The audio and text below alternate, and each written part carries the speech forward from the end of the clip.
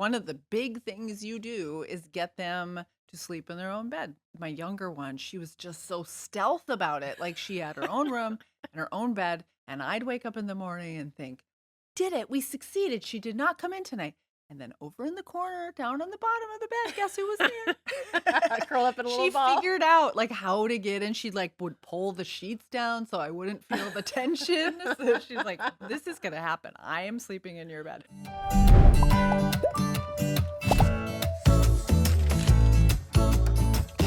Hey Claire, it's good to see you again. Hi, Rachel. We are together today to talk about the topic of bedtime with Mm, young children, which can be a very sweet, snuggly, precious time of the day. And it can also be like a total battlefield. right. Very tricky. I'm sure lots of us have seen these jokes or memes or whatever they're called about like dear naps. So sorry I was mean to you as a kid. Oh, Like bedtime yeah. is something I really like these days. But when you're a kid, when you have stuff to do, you have an agenda and you don't want people telling you Yeah. what to do, it can be a real struggle. I wish someone would put me to bed. I wish that someone would come to my house and say, Claire, it is bedtime. Yep. Put your head down on this pillow. I would be so happy. Right, right. But my young children do not feel that way about bedtime most Mhm. nights. Yep. Yeah. Bedtime can be a real struggle. And there's a lot of reasons for that. And I think we're going to be able to talk about some ideas and some tricks and tips that hopefully will help anyone out there who's listening who's like, yes, bedtime is such a struggle. Yeah. I mean, one of the reasons it's such a struggle is we're all so tired at the moment. Like Yeah. we want to go to bed, like we were just talking about, as the adults want to break, and that your day is almost over, and Mm. the child is preventing you from getting there sometimes. So, one of the things we're going to talk about is how to get yourself set up for success when you're not actually at the bedtime Yeah, there's a lot of hour. stuff going Mhm. on at bedtime in a family. Everyone's bringing their whole day that they just Right. had to this moment at the end of the day, and for some of us, that was a rough travel through the day, including your child. Your Yep. child has had a Yep. long day. Um, and there's also developmental stuff going on with your Yep. children. So Yep. it's really important to remember. We talk about this developmentally appropriate behavior all the time on this podcast. It is developmentally appropriate for young children to be very vocally unhappy that the day is done. And there could be a lot of different things going on there with their emotional development, right? We've talked before about separation anxiety when you part from your child at the beginning of the day. Drop off at childcare, drop off at school can be tough. But for some young children, many young children, the separation at bedtime is a similar feeling to them. Yep. Yep. Right. But when you have young children, you're one of the big things you do is get them to sleep in their own bed. That's a big thing, a big Mhm. milestone that everyone has to go through. Maybe they started life out sleeping in your bed. Maybe just sometimes they were able to be in there, whatever that is. I Yeah. had both of my children. Obviously, I had to go through that with them, but my younger one, she was just so stealth about it. Like she had her own room and her own bed, and I'd wake up in the morning and think, did it? We succeeded. She did not come in tonight. And then over in the corner, down on the bottom of the bed, guess who was there? Curl up in a little She ball. figured out like how to get in. She like would pull the sheets down so I wouldn't feel the tension. So she's like, this is gonna happen. I am sleeping in your bed. Oh, the Uh, bedtime yeah, battles. it can just be Yeah. such a lot.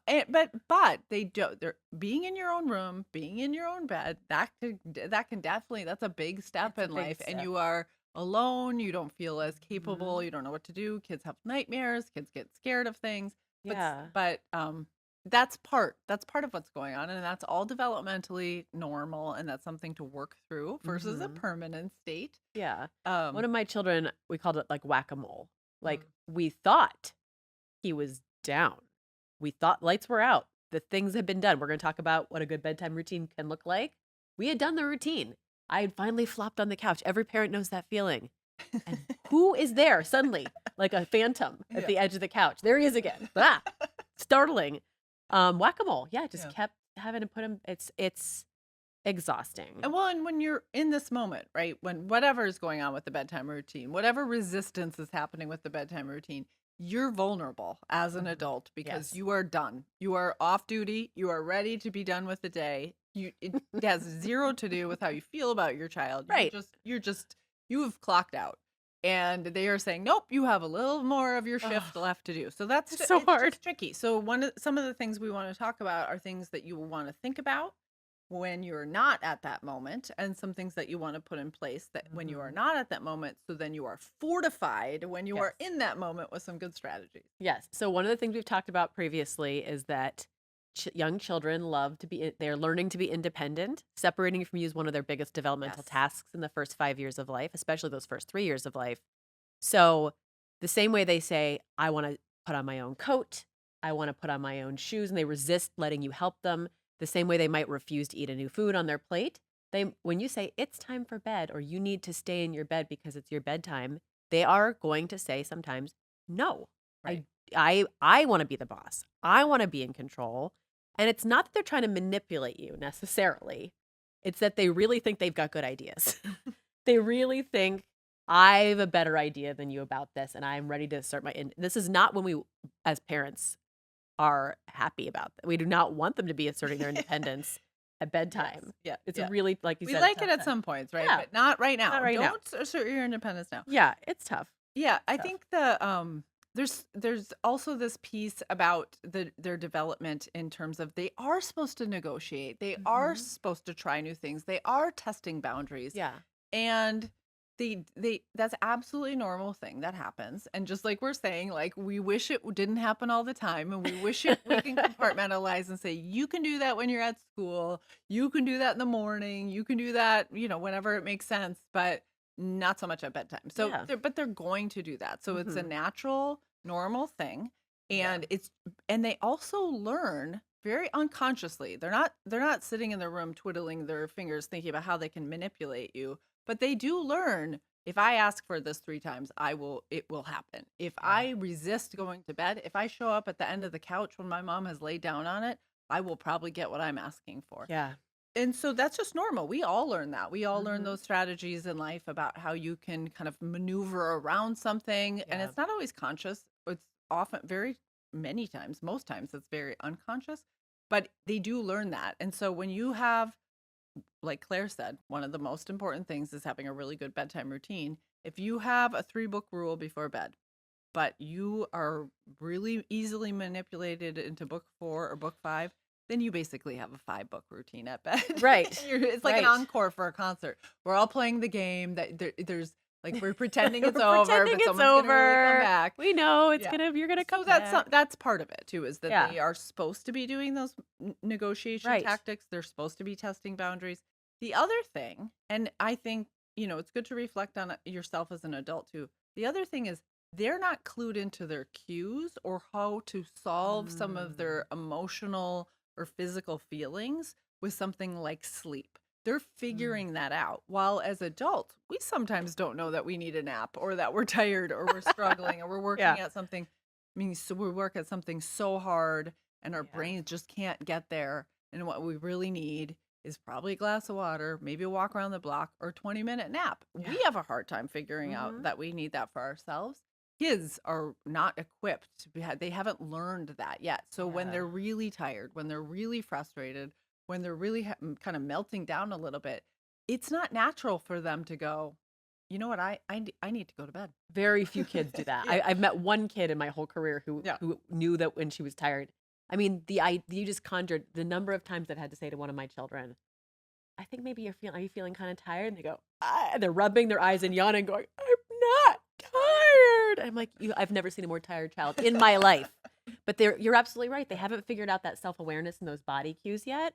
Let's talk for a few minutes about that bedtime routine. So Mhm. this is going to be, I know you've probably gotten this advice before. If you're listening to this podcast because bedtimes are not peaceful at your house, someone, your pediatrician, your mother-in-law, someone said to you, have you tried a routine?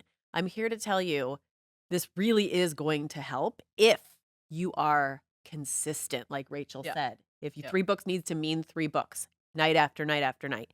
And the routine needs to be really clear, both to you, any other caregivers who are doing bedtime, and to your child. So if you've got a 2.5-year-old, you need to explain the bedtime routine to them in a way that makes sense to them. It needs to be clear to them, whether that means making a visual schedule with little That's a good icons. It's idea. a little picture of pajamas, and there's a little picture of a toothbrush, and there's a picture of books, and then there's a picture of maybe musical notes. That means I'm going to sing your favorite song, and then lights out.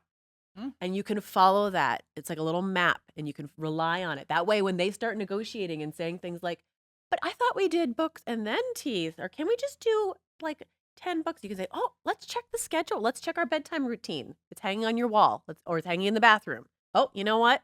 It says pajamas and then teeth and then books. So we're going to follow this order. This is the routine, right? And Mhm. you can just rely on that as your map for the And let evening. them help decide. Like, it doesn't what does it matter if you put your pajamas on before you brush your teeth?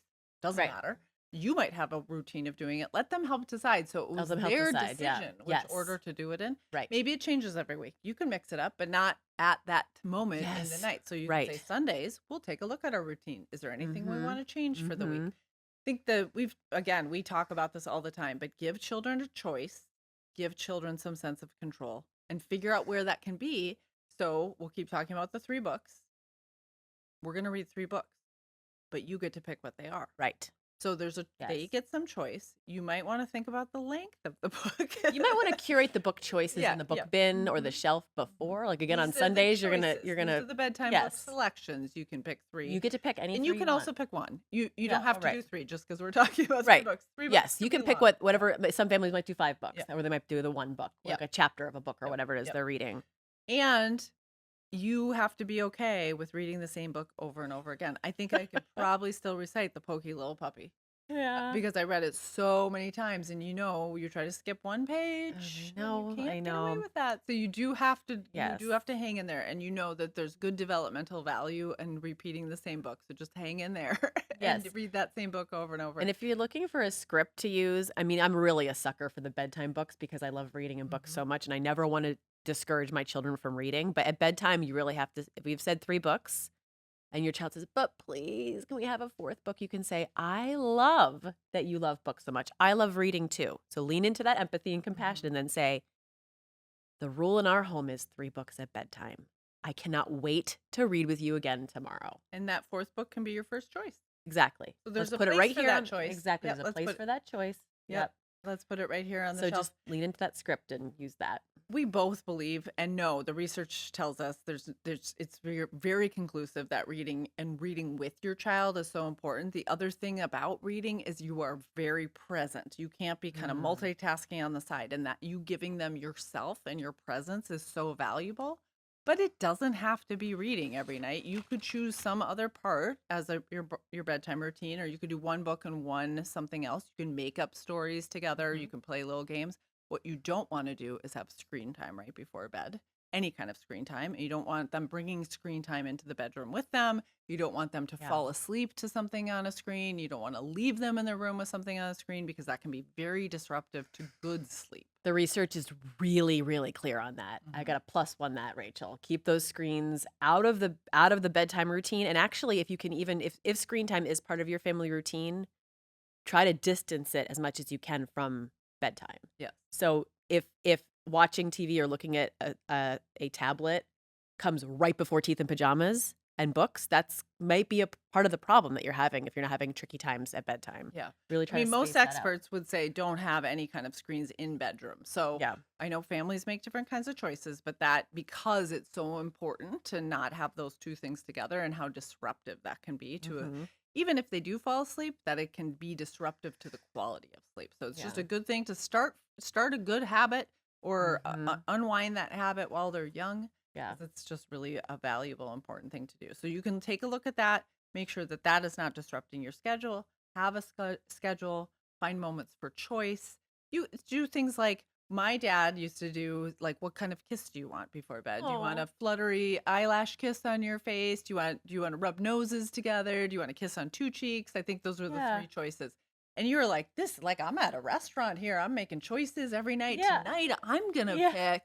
So that gives kids this real fun sense of control. Maybe you do like a special handshake or a high five or whatever. You have some Mhm. sort of meaningful ritual that closes and ends the night. That you have Yes. done that. That means that it's time for bed. Mm. That doesn't mean it's always going to work, right? Yeah. You're going to have the child show up at the end of the couch. But Gosh. the more you're consistently sticking to this and the more Yeah. they can rely on it, then they also know they can get you if they truly, truly need you, Yeah. and they know where you are. Maybe they get to Mm. pick, do they want the door open? Do they want the door closed? Do they want the nightlight right next to the bed or do they want it in the hallway? Help. They can make some choices. Some choices, Mhm. but you've but still keeping within that routine that you've Yes. already agreed Yeah. upon. I want to touch really quickly about on stalling, which was another one of my children's favorite tactics Yes. for just kicking that can down the road. He'd be in the tub. First of all, getting the child in the bathtub was a battle, right? He didn't want to stop playing and get in the tub. Got him in the tub, and now he's having the best time of his life. Yes. Now he doesn't want to get out of the tub. And it's the 5 books and the 10 Right, turning right. into 10 books, turning into 12 books. One thing we talk about sometimes is the ABC method. Do you want to talk a little bit about that? Yeah, so if you are having a struggle, and this is for any time, but if you're having a struggle at bedtime, you want to, this ABC method is antecedent. So, what has happened before the struggle? What's the behavior that's happening? And then what's the consequence? What happened as a result of the behavior? And often you can figure out what the challenge is by looking at that A and the C because you're focused on that behavior. You want to get it to stop, but you something in the environment or the routine Yeah.